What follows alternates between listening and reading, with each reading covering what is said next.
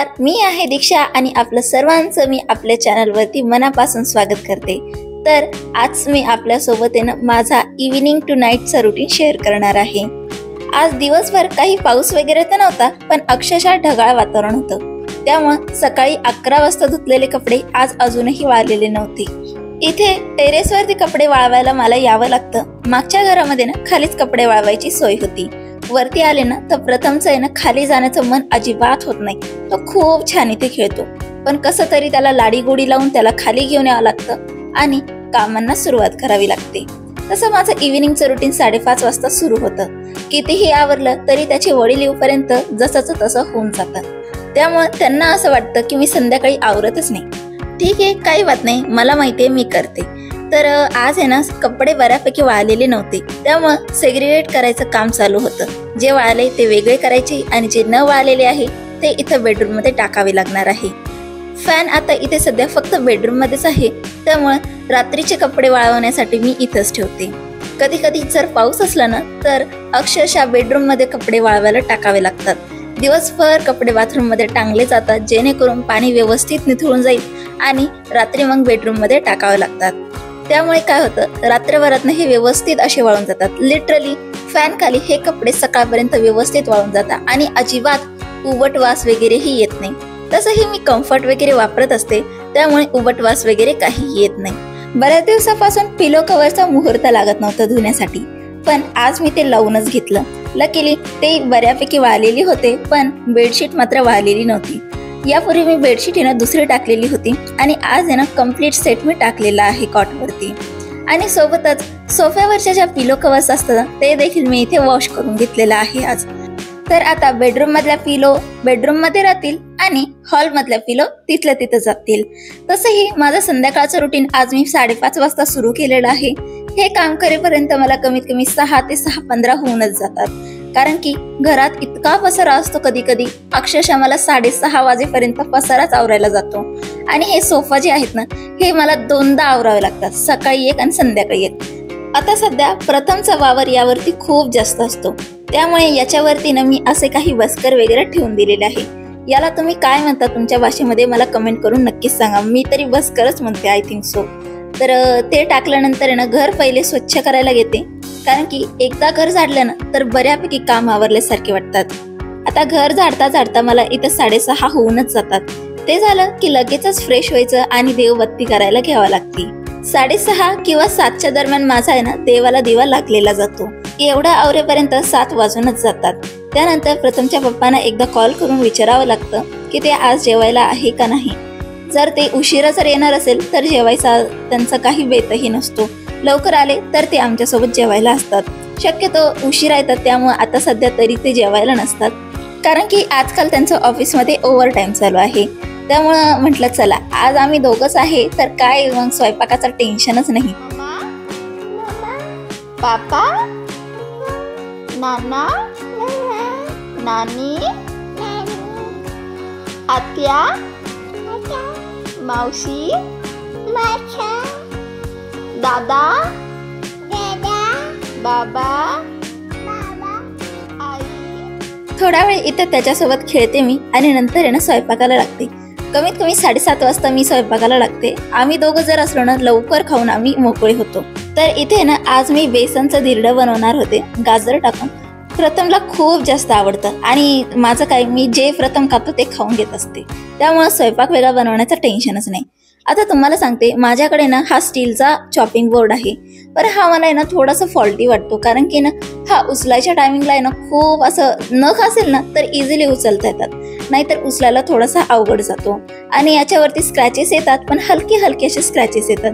बाकी overall performance मात्र चांगला आहे, पण थोडेसे मला याचे ड्रॉबॅक वाटतात काही अशा प्रकारे। उचलायला फक्त थोडासा प्रॉब्लेमॅटिक आहे, बाकी ठीक आहे।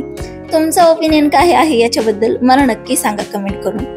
याच्या आधी मी वुडनचा चॉपिंग बोर्ड वापरायचे, पण त्याच्यावरती काही काळानंतर फंगसला चढायचं आणि तो काळपट असा पडायला लागला होता। अजूनही आहे माझ्याकडे, तो साईडला ठेवलेला आहे, पण ते आता मी वापरत नाही, त्यामुळे हा चॉपिंग बोर्ड मी आता सध्या वापरते। तर येथे स्वयंपाक करताना मला प्रथमला सोबत घेऊन स्वयंपाक करावा लागतो, जेणेकरून त्याला खाण्यामध्ये थोडाफार तरी इंटरेस्ट येतो। त्यामुळे मी काय करते, त्याला थोडंसं असं किचन ओट्यावरती बसून घेते थोडंसं त्याला लाडीगुडी लावून इथं स्वयंपाक करता करता तो मस्त एन्जॉय देखील करतो आणि आमच्या दोघांचा थोडासा क्वालिटी टाइम देखील स्पेंड होतो. तर इथे ना गाजरचा जो चिला असतो ना तो बनवणार होते मी. तर त्यासाठी इथं गाजर वगैरे ग्रेट करून घेते. मग शक्यतो जी बारीक किसणी असते ना अगदी आपण ज्याने अद्रक वगैरे किसतो त्याच किसणीचा वापर मी करत असते. त्याच्याने व्यवस्थित असं बारीक ग्रेट होतं आणि गाजर इझिली शिजल्या देखील जातं. अगदी जाडसर जर ग्रेट केलं ना तर ते गाजर व्यवस्थित शिजल्या जात नाही आणि खाताना कचकच लागतं. आता हे बेसनचे धिरडे ना एकदम सॉफ्ट व्हावे यासाठी मी दही वापरत असते. पण आज माझ्याकडे ना दही वगैरे काहीही अवेलेबल नव्हतं, त्यामुळं आज मी फक्त प्लेन बनवलं. पण हेच धिरडे जर तुम्हाला सॉफ्ट बनवायचे असेल ना तर तुम्ही ना बटर किंवा तुपाचा वापर करा. हे धिरडे खूप सॉफ्ट बनतात. जर तेलाचे बनवले ना तर हे एवढे चवीला चविष्ट लागत नाही जितके की तुपाचे आणि बटरचे लागतात. आता मी काय केलं, या धिरड्याच्या पिठामध्ये ना गाजर, आपल्या आवडीच्या जेवढ्या काही भाज्या आहेत त्या घातल्या, बेसन पीठ घातलं, काही सीझनिंग चवीनुसार मीठ, पाणी घालून व्यवस्थित बॅटर करून घेतलं आणि याच्या आता आपण धिरडे बनवून घेऊयात. प्रथमचे वडील जर घरी असले ना तर मी प्रथमला घेऊन स्वयंपाक कधीच करत नाही, त्यांच्याकडे सोडूनच स्वयंपाक करते. कारण की ना असं असलं ना तो माझ्याकडे तर मला लक्ष द्यावं लागतं आणि नसला ना तर मग मी निवांत स्वयंपाक करता येतो. पण आज जसा शॉर्टकट मेन्यू होता त्यामुळे त्याला बसूनच मी इथं स्वयंपाक करून घेतला. आणि दुसरं महत्त्वाचं म्हणजे त्याला इथं बसवलंय म्हणूनच आमचं पुढचं जे घर आहे ना ते व्यवस्थित टिकले. नाही तर आतापर्यंत पुढच्या घरामध्ये पूर्ण खेळणी पसरलेली असती.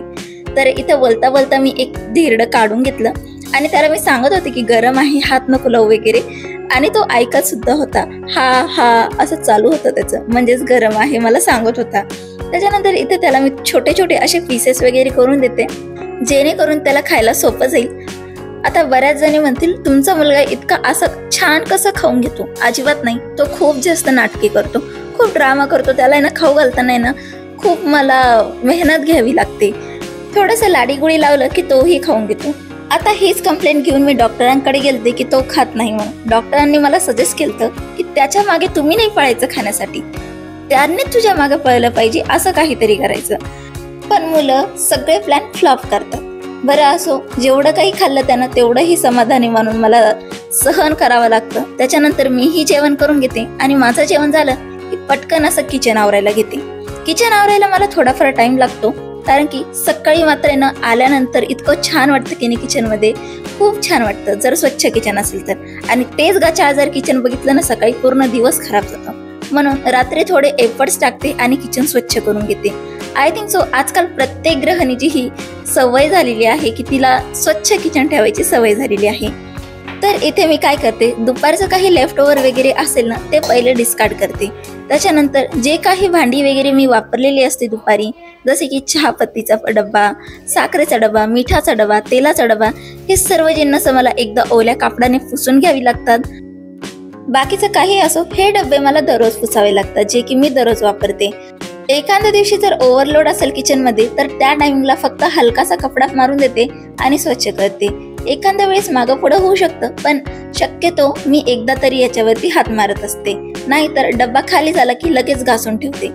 आता इथेच बघा, इथे ना मिठाची बरणी खाली झालेली होती. तर यातलं जे मीठ होतं थोड्याफार प्रमाणात हे दुसऱ्या बरणीत टाकलं आणि ती रिफिल करून घेतली. कारण की उद्या सकाळी जर टिफिन द्यायचं ठरलं तर हँडी सगळं काही लागतं. उद्या सकाळी रिफिल करायला गेले तर त्यात आपला कमीत कमी 5-10 मिनिटं तर आरामात जातात.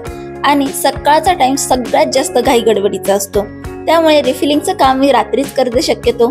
आणि जे काही भांडे खाली झालेले असतात ते देखील रात्री स्वच्छ करून घेते, जेणेकरून रात्रभरामध्ये ते व्यवस्थित वाळले देखील जातात. म्हणजे सकाळी असे स्वच्छ भांडे आपले तयार असतात. आता इथला जो कॉर्नर आहे तो मी व्यवस्थित असा क्लीन करून घेतलेला आहे.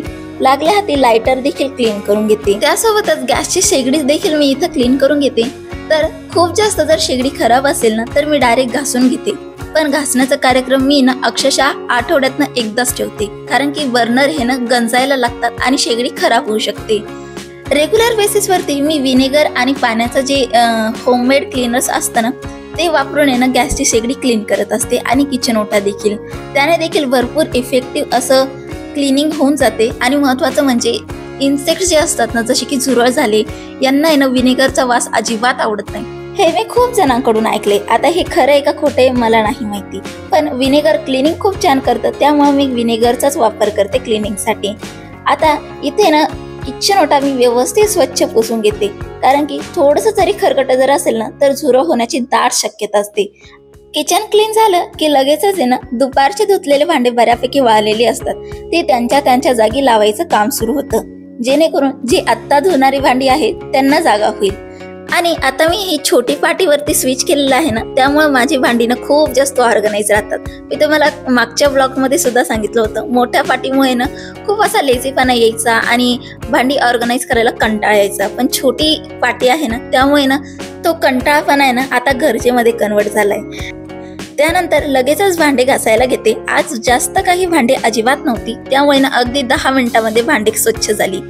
कधी कधी दुपारच्या रेसिपीचे भांडे असतात, त्यामुळे ना संध्याकाळी थोडेफार एक्स्ट्रा भांडे असतात. पण आज मी कोणतीही रेसिपी बनवली नव्हती, त्यामुळे दुपारचे भांडे नव्हते, कमी भांडे होते. भांडे झाले की लगेचच मी बेसिन वगैरे स्वच्छ करून घेत असते. बेसिनला मी ना व्यवस्थित घासणीने घासून घेते आणि लागल्या हाती ज्या या चाण्या फिल्टर असतात ना, चाण्या याला काय म्हणता तुम्ही, ह्या देखील मी ना घासणीने घासून घेत असते. कारण की याच्यावरती जर खरगट तसंच राहिलं ना तर हे एक झुरळांना आमंत्रण देण्याचं काम करतं. कारण की शक्यतो झुरळ हे या मार्गानेच येतात किचनमध्ये, त्यामुळे ना याला व्यवस्थित घासूनच घ्यावा दररोज. मी दररोज हे काही करो ना करो पण हे मात्र नक्कीच करते. लागल्या हाती ना हे जे नळ वगैरे असतात ना हे देखील मी स्वच्छ धुवून घेते, घासून घेते. त्यानंतर पाणी टाकून याला स्वच्छ धुवून घेते.